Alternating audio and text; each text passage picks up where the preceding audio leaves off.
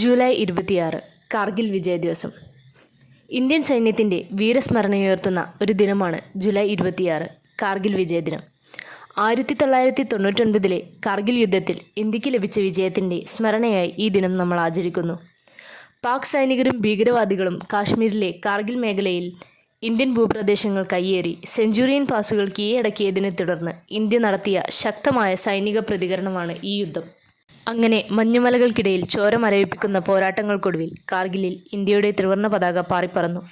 എല്ലാ വർഷവും ഈ ദിവസം യുദ്ധത്തിൽ പങ്കെടുത്ത ധീര സൈനികർക്ക് ആദരമർപ്പിച്ച് കാർഗിൽ വിജയ് ദിവസമായി ആചരിക്കുന്നു.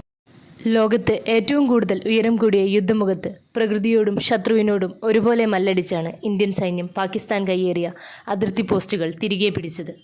ഈ ദിനം ഇന്ത്യയുടെ ഐക്യത്തിൻ്റെയും അഖണ്ഡതയുടെയും സ്വാഭിമാനത്തിൻ്റെയും വിജയമാണ്.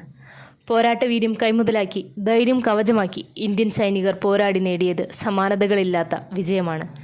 പിറന്ന നാടിനു വേണ്ടി ജീവത്യാഗം ചെയ്ത 527 ധീര ജവാന്മാർക്ക് മുന്നിൽ ശിരസ്സു നമിക്കുന്നു.